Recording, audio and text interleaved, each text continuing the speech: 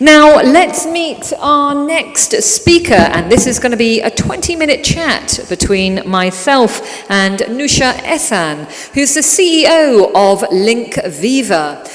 Ladies and gentlemen, please warmly welcome her up onto the stage. Nusha, please come and make yourself comfortable. Now, Nusha is one of the top 50 GCC women leaders and a highly effective CEO with 13 years of experience in the events, activations and MICE industry. She was awarded twice as CEO of the Year and elected as a board member of International Live Events Association Middle East Chapter. She's also a certified NLP coach and life coach. And champions women empowerment. Now, between the two of us, we are going to be changing the content, the context and the pace a little bit, because we're going to be talking about winning hearts and minds in the B2B customer experience design. Ladies and gentlemen, again, please welcome Nusha Ehsan. Thank you. Now then, using mic 1, yes, thank you very much. We're going to have a little informal chat, the two of us, and one of my first questions is actually to the audience. Some demographics. AV team, if you could lower the lights for us, totally blind up here. We would like to know from our audience some demographics. So how many agency and service providers have we got?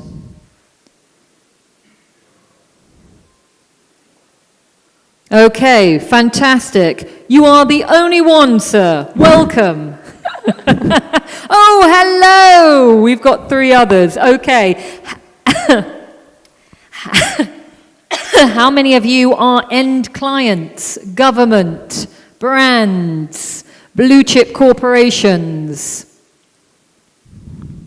Okay, so much more of the latter. So what is the rest of the room? Yes, exactly. Okay, well that gives us an indication as how to run with this.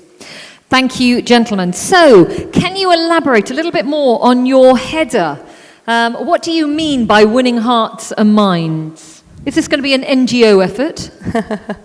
Sure. I felt that when I was looking at the agenda, we have a lot of experts on digital and customer experience.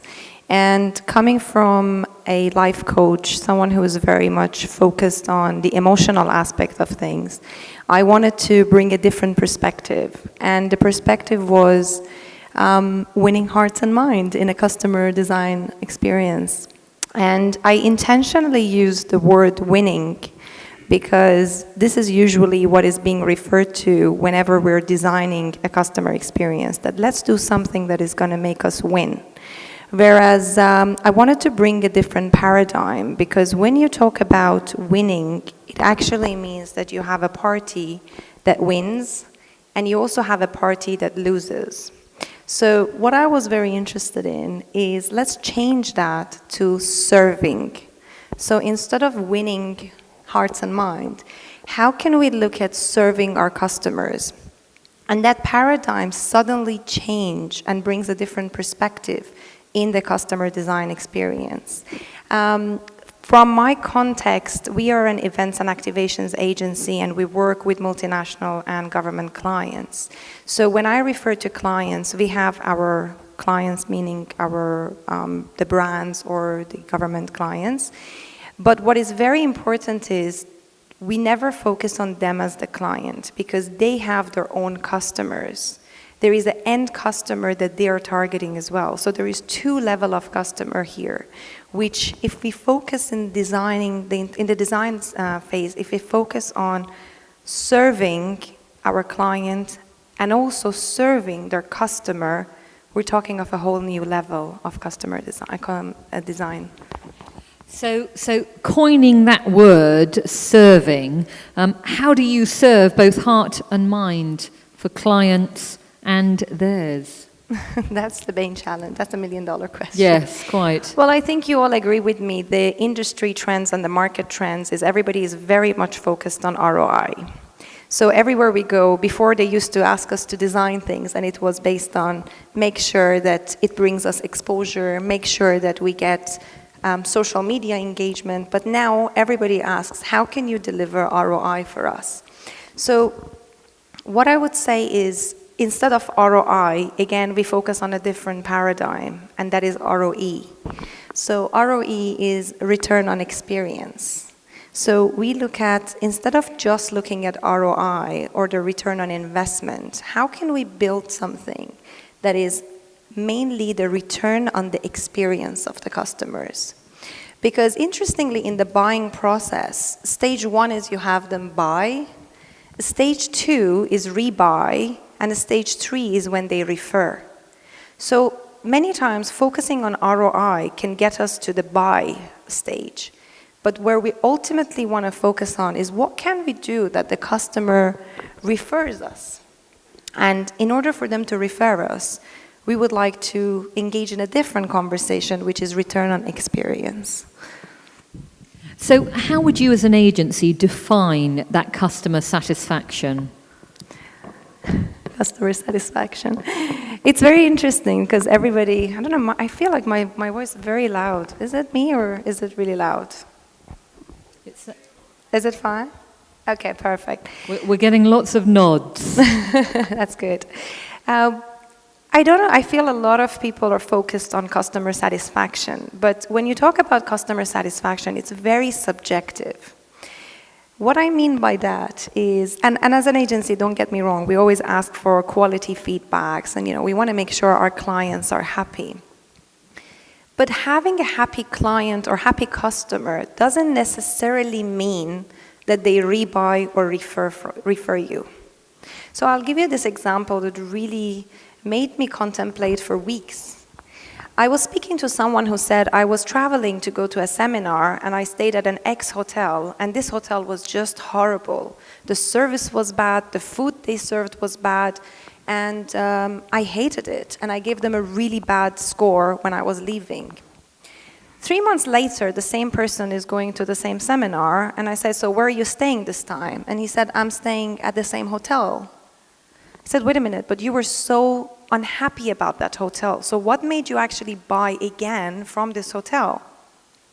And he said, it's right next to the conference venue, and under the hotel, it has perfect restaurants, which I love.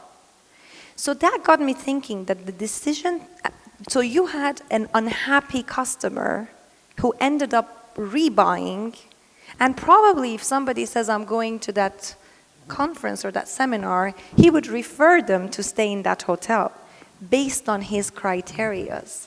Because the criteria here, for him, was very different than my criteria of staying in a hotel or yours. For him, it was about convenience to the location and the ambience and food. Whereas for some other people, it would be very, very different.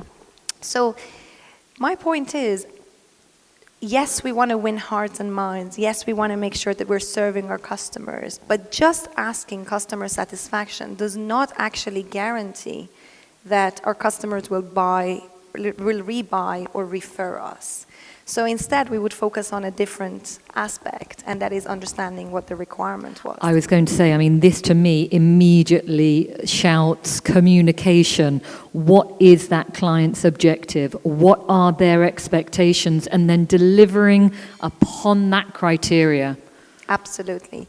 So for us, when we say quality, we mean meeting clients' or customers' requirements. So the key question then becomes, how do you make sure that you meet your customers' requirements? And that is on defining criterias. So it's really about understanding that in the buying process, it's funny because we always talk about selling, whereas there is no such a thing as selling. It's all about the buying, because only the sales happen when the buyer decides to buy. So it's really about understanding that what is the criteria for a customer to select working with us. And it could be very much varied between the different customer segments. So to be able to really define that and then make sure that everything we design in a customer experience journey is designed based on those criterias, will then get us closer to having, I wouldn't call them happy clients, but clients that could rebuy and refer.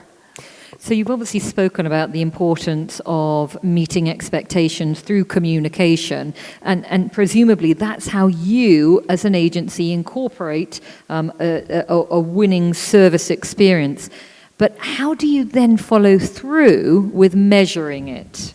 Measuring, yes. I think the trend is not just on ROE, it's also about measuring, and there was some great sessions before about how to measure with all the intelligence that is available now.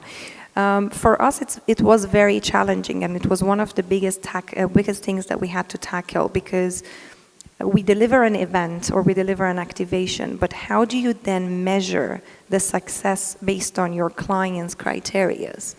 So I'd like to highlight that our clients had criterias, but what about their customers? So let's assume that I'm a speaker here, I am a speaker here, and let's say my client is Pinnacle. I could go to them and ask for feedback, and they could give me a certain feedback. But unless they ask you as the audience or the end customer, what do you think? This cycle will not be complete. So when we design the measuring process, we design it at two levels. Level one, what is our client KPI that they think has to be achieved?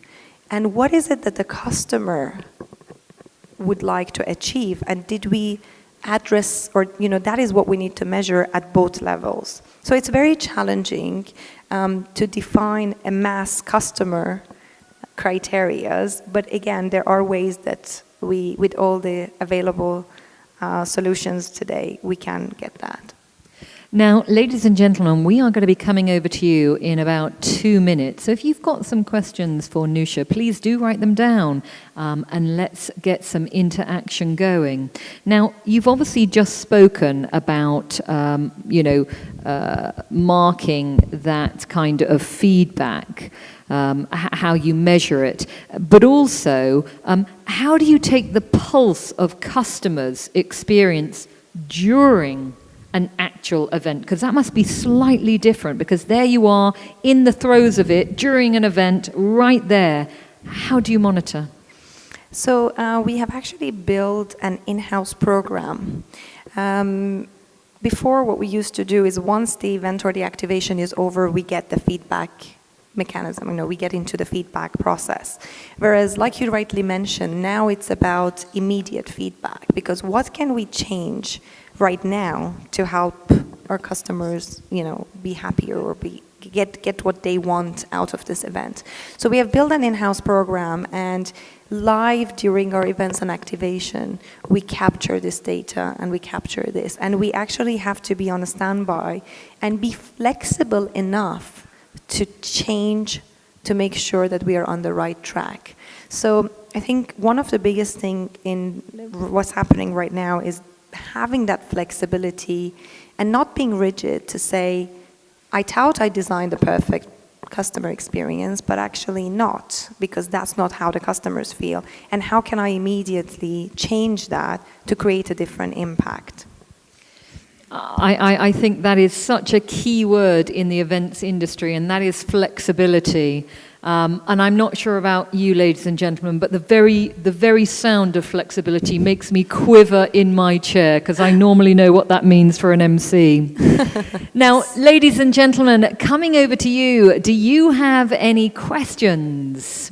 We'd love to hear from you. We'd like to know your company, your name, and any questions that you have for Nusha. We can probably extend that into NLP, life coaching. We can bring somebody up, bring a third chair, come and tell us about your life. Perfect place, isn't it? Ladies and gentlemen, do let us have your feedback. Now, tell me, as we wait for some feedback, what would you say, as an agency, your data is like? Because, of course, throughout today, we've been talking about the incredible importance of data. Mm-hmm. And throughout this year, I keep hearing the same sentiments, which is data is the new oil, which I thought was quite an extraordinary expression at the beginning. So as a service agency, where do you sit when it comes to data?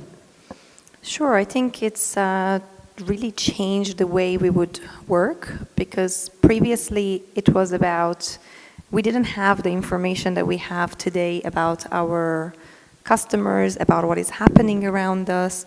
And it's been it's brought a lot of change, I would say, to the way we do things, because our clients are asking for this data.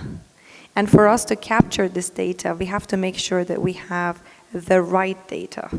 And the depth of the data to be able to, and the analysis of the data to give us the decision making that we need to, the decision making process that we have to go through. It was very interesting because we have a score mechanism, which we were just talking today, saying we need to change and upgrade. A client came back and rated one of our teams on their delivery, and the rate was the lowest we've received in years, because our rating average is 96%, and we very much focus on that rating. But when we started really looking into, so the team came back and said, I challenge you, there is something wrong in this, and I want to see the results. When they started looking at the results, the data, the rating mechanism came because of one element, and that one factor was price. So it would have been us looking at that data and saying, you guys are not doing a good job because we don't have a happy client, versus spending the time to analyze it and say, actually, they're really happy with the quality and with the outcome and everything. And we'd like you to do it for free. Which is usually the case. But they had a challenge, and they said, you know what, we felt that the cost was high. And then when we called the client, and we all called the client, and we elaborated on a few things, and it was only a communication issue. And they said, you know what, now that you've explained what you had been through, because it took us 6 months with so many changes to design this, because they had 3 people change. So then they were like, actually, no, we would like to give you a different rating. What I'm trying to say is we focus a lot on data, and it is so important, but unless it's analyzed correctly and really going into why the person who gave us that data gave that information, unless that analysis is also done, which is another investment of time and resources, then we might be making assumptions rather than really looking at the facts. So we're very careful when it comes to data. Yes. We capture it, but then we have to analyze it and get to the bottom of it to enable us make the right decisions. Thank you very much. Well, ladies and gentlemen, you have been listening to Nusha Esen, the CEO of Linkviva, and of course, talking about winning hearts and minds in the B2B consumer experience design. Ladies and gentlemen, Nusha Esen. Thank you. Thank you very much. Thanks, Stella. Thank you. Pleasure.